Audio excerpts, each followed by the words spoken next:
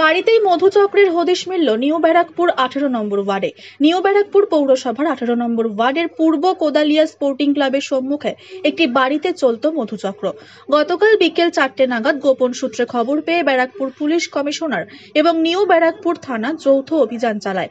ঘটনাস্থলে পুলিশ পৌঁছানো মাত্রই বাড়িটাকে ঘিরে ফেলে পুলিশ। তারপর বাড়ির মালকিন গীতা চ্যাটার্জি সহ আরো 3 জন মহিলাকে পুলিশ আটক করে নিয়ে যায়। এলাকাবাসীর বক্তব্য, বেশ কিছুদিন ধরে ওই বাড়িতে অচেনা ব্যক্তিদের আনাগোনা ছিল। বাড়ির মালকিনকে জিজ্ঞাসা করলে নিজের আত্মীয়র পরিচয় দিয়ে ঘরে ঢুকিয়ে নিত।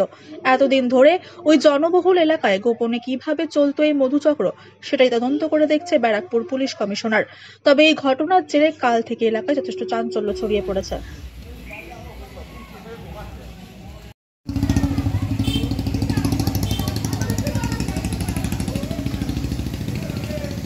আপনার নাম ইকবাল? হাসতে বলো।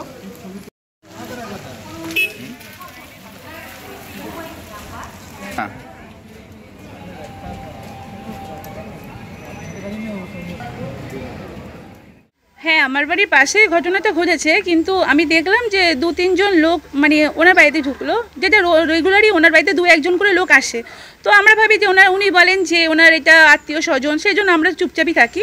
তো আজকে দেখলাম যে 2-3 জন লোক ঢুকলো এবং তারপরে প্রায় 3-4 জন মতন মহিলাও ঢুকলো।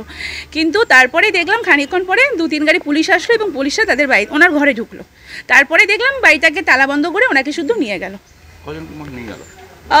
অগুন্তি, মানে অনেকই, প্রায় 7-8 জন তো হবে। আপনার নাম? আমার নাম